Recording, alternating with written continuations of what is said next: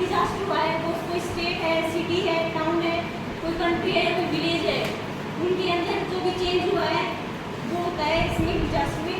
फिर है इसकी definition, disaster is defined it is a sudden event. मतलब जो डिजास्टर है वो एक सडन इवेंट है, मतलब कि डिजास्टर की पहले बता के नहीं आता कि ऐसी कोई आपदा आने वाली है।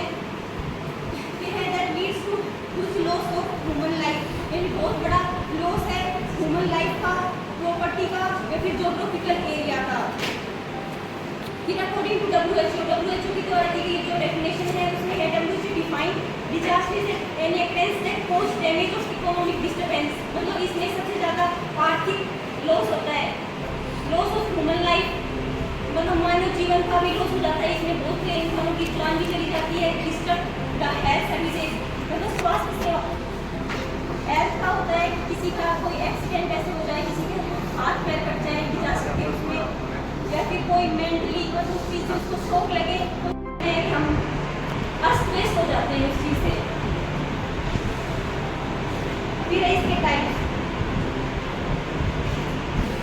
इसमें लैंड का है अर्थक्वेक, जो सबसे ऊपर है अर्थक्वेक, मतलब धरती का फट जाना। उसके बाद है लैंडस्लाइड होते हैं जो माउंटेन्स एरियाज होते हैं जिनके रास्ते होते हैं, उसमें से कोई लैंड का टुकड़ा खिसक जाता है तो जो भी लोगों की जो रास्तों में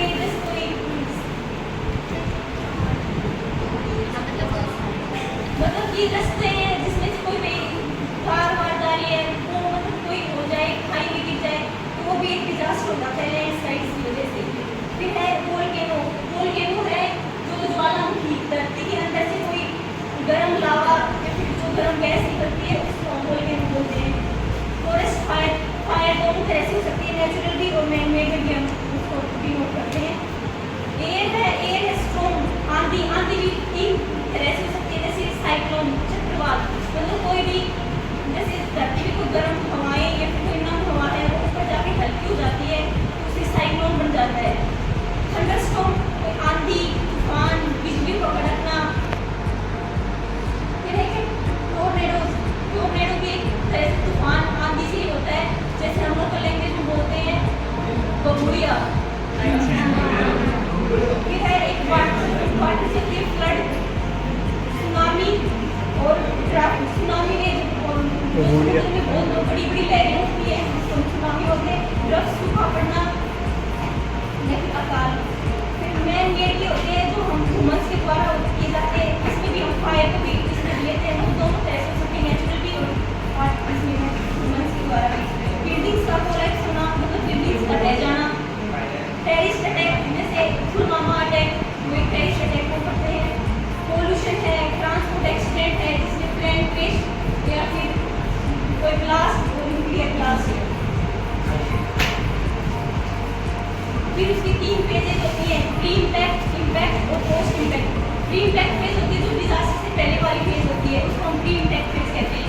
इसमें एक प्रायर फेज है, इनिशियल फेज है जिसमें हमें वार्निंग साइंस मिलते हैं। इससे जो हमें सैटेलाइट है, जो सैटेलाइट के द्वारा जो हमें जो नेटवर्क है वो हमें बताते हैं, इस चीज़ का मैसेज देते हैं पहले कि भाई ऐसा कुछ डिजास्टर की संभावना है।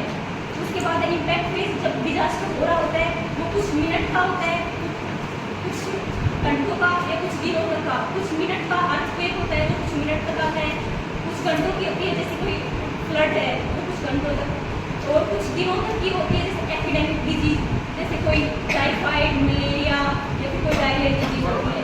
फिर पोस्ट इम्पैक्ट है जो सबसे लास्ट डिजास्टर होने के बाद की जो इमरजेंसी जो डिजास्टर हुआ है वो एक इमरजेंसी फेज है। उसके बाद में जो हम वापस कम्युनिटी है जो नॉर्मल स्टेज हो जाती है, फिर रिकवरी फेज जिसको बोलते हैं, वो रिकवरी फेज में आती है। इसमें भी हम अलग अलग तरह से देख सकते हैं कि जैसे डिनाइल है कि उसमें पहले इंसान मना करता है, जो डिजास्टर हुआ है उसको एक्सेप्ट ही नहीं करता।